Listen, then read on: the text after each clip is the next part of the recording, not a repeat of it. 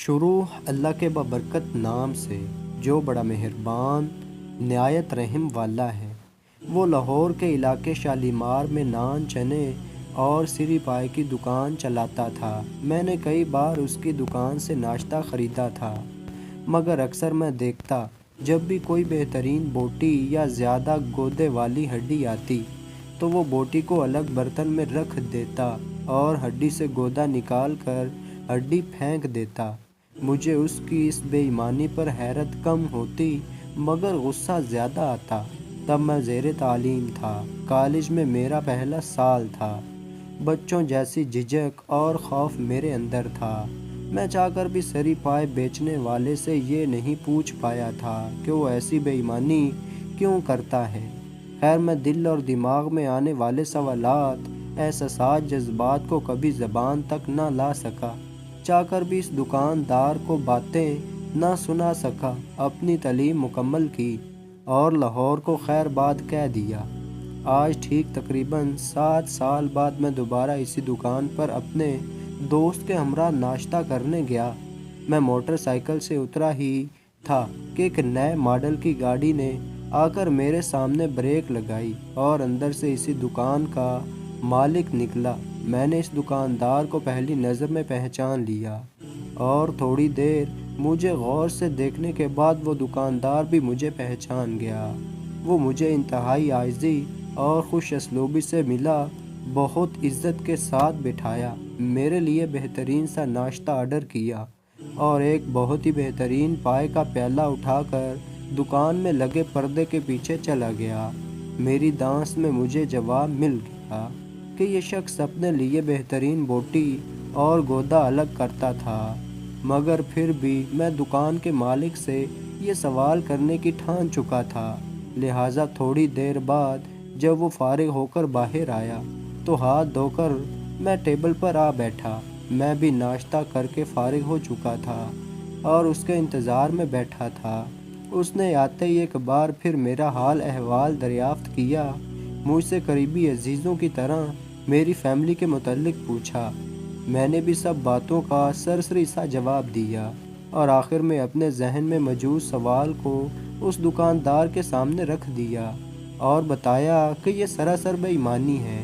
آپ بہترین چیز اپنے لیے الگ کر کے رکھ لیتے ہیں، اس حرام کی کمائی سے آپ نے گاڑی بھی خرید لی ہے۔ میری بات سن کر وہ مسکرایا اور پھر مجھے کہا، تم اب بھی بچے ہو۔ اس کے بعد اس نے مجھے جو کہانی سنائی اس کے اختتام پر ہم دونوں رو رہے تھے۔ ہوٹل کے مالک نے بتایا کہ میرا نام فہیم ہے، میں ساہیواڑی سٹاپ پر رہتا ہوں۔ میں جو بہترین بوٹیاں اور ہڈیوں کو گودا الگ کرتا تھا، وہ ایک عورت جو راہ خدا میں مجھ سے مانگنے آتی تھی اسے دے دیتا تھا۔ آج وہ عورت بوڑھی ہو چکی ہے، چلنے پھرنے سے عاجز ہے۔ جس پردے کے پیچھے میں کھانا لے کر گیا تھا وہ وہیں بیٹھی ہوئی تھی۔ میں نے اس کو اپنے ہاتھوں سے کھانا کھلایا، اس کا منہ صاف کیا اور اپنے ہاتھ صاف کر کے باہر آ گیا۔ میں اس عورت کو نہیں جانتا۔ حقیقت یہ ہے کہ مجھے یہ بھی نہیں پتا یہ مسلمان ہے یا نہیں، مگر یہ مجھ سے مانگتی اللہ کے نام پر تھی۔ اسے نماز، روزہ یا کلمے کا کچھ پتہ نہیں تھا، مگر چونکہ وہ میرے خالق کے نام پر مانگتی تھی اور مجھے پتا تھا کہ میرے مالک نے ہی اسے میرے در پر بھیجا ہے، اس لیے میں نے سب سے بہترین بوٹی اور گودا اللہ تعالیٰ کی طرف سے بھیجی گئی اس عورت کے لیے رکھ لیتا تھا۔ اللہ تعالیٰ کے نام پر مانگنے آنے والے کسی شخص کو آج تک میں نے خالی ہاتھ نہیں لٹایا، کیونکہ میں بچپن میں یتیم ہو گیا تھا۔ میری ماں لوگوں کے گھروں میں کام کرتی تھی۔ بعض دفعہ جب کام نہیں ملتا تھا تو فاقے کرنے پڑتے تھے۔ ان فاقوں کو میری ماں تو برداشت کر لیتی تھی مگر میں نہیں جھیل پاتا۔ میری ماں مجھے لے کر مانگنے نکلتی تھی۔ میری ماں اللہ کے نام پر لوگوں سے فقط میرے لیے ایک روٹی کا سوال کرتی تھی تو بھی بہت سارے لوگ میری ماں کو دھتکار دیتے تھے۔ میں نے اپنے کانوں سے سنا تھا، لوگ میری ماں سے کہتے تھے کہ رات میرے ساتھ گزارو تو صبح تم دونوں ماں بیٹوں کو جہاں سے کہو گی کھانا کھلا دوں گا۔ میری ماں چپ چاپ آنسو بہاتے ہوئے میرا ہاتھ پکڑ کر آگے چل دیتی تھی اور گاڑی میں بیٹھے سب لوگ پیچھے سے کہہ کے لگا رہے ہوتے تھے۔ میں نے ماں کے جیتے جی نان چنے اور سری پائے کی ریڑھی لگا لی تھی۔ اللہ تعالیٰ نے الحمدللہ مجھے رزق دینا بھی شروع کر دیا، مگر تب تک بھوک سہ سہ کر میری ماں بہت ساری بیماریوں کا شکار ہو چکی تھی۔ میرا کاروبار چمکنے سے پہلے میری ماں مر گئی، مگر مرتے وقت میری ماں نے مجھے ایک بات کہی تھی، کسی بھوکی اور مجبور عورت سے اس کی بھوک یا مجبوری کے بدلے جسم نہ خریدنا۔ اللہ تعالیٰ کے نام پر کوئی تم سے مانگنے آئے تو سب سے اچھی چیز دینا، کیوں وہ چیز تو مانگنے والے کو نہیں بلکہ اللہ تعالیٰ کو دے رہا ہوگا۔ اس نصیحت کے بعد میری ماں نے صرف موت کی ہچکی کے وقت کلمہ پڑھنے کے لیے آواز نکالی اور پھر ہمیشہ ہمیشہ کے لیے اس جہان فانی کو چھوڑ کر چلی گئی۔ میری ماں کی موت کے 1 سال بعد میری دکان بہت اچھے سے چلنے لگی، میں بہت اچھا کمانے لگا، اور ماں کے مرنے کے 2.5 سال بعد ایک عورت اپنی 3 سال کی بچی کے ساتھ میری دکان پر آئی۔ اس نے مجھ سے اللہ کے نام پر کھانا مانگا تو میں نے اسے ڈھونڈ کر بہترین سالن اور نان دیے، کیونکہ اسے دیکھ کر مجھے میری ماں کی نصیحت یاد آ گئی تھی۔ اس کے بعد وہ عورت روز بیٹی کے ہمراہ آ کر اللہ تعالیٰ کے نام پر کھانا مانگتی اور میں ان ماں بیٹی کو بہترین کھانا دے دیتا۔ پھر ایک بار اچانک وہ 3-4 دن کے لیے نہ آئی تو پتہ چلا اس کی بیٹی روڈ ایکسیڈنٹ میں مر گئی ہے۔ میں نے اس سے اس کی بیٹی کے متعلق کوئی سوال نہ کیا تاکہ اسے دکھ نہ ہو۔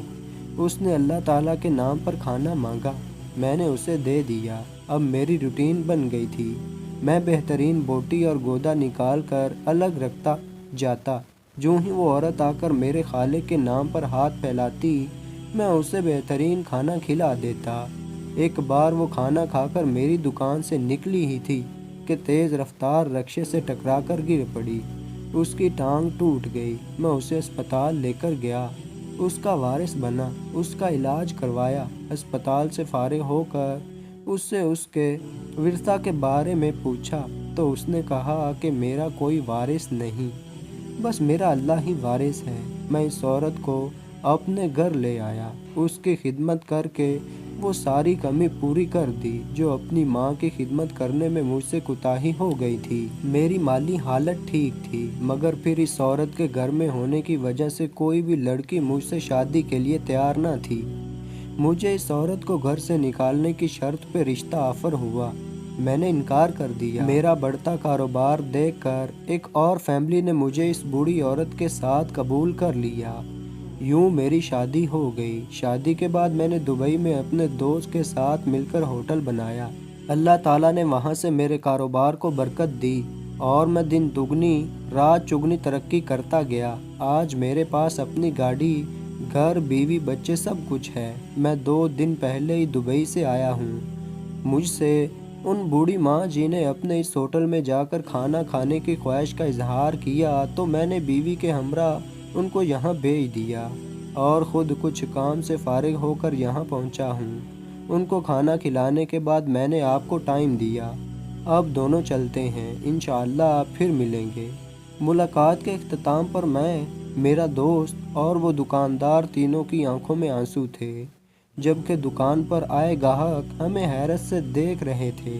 میں نے ناشتے کا بل دینا چاہا مگر فہیم نے لینے سے انکار کر دیا۔ میری لاکھ ضد پر بھی وہ نہ مانا تو میں نے مصافحہ کرنے کے لیے ہاتھ آگے بڑھایا۔ جو ہی فہیم نے میرا ہاتھ سے ہاتھ ملایا تو میں نے بے ساختہ فہیم کے ہاتھ پر بوسہ دیا اور الوداع کہہ کر چل دیا۔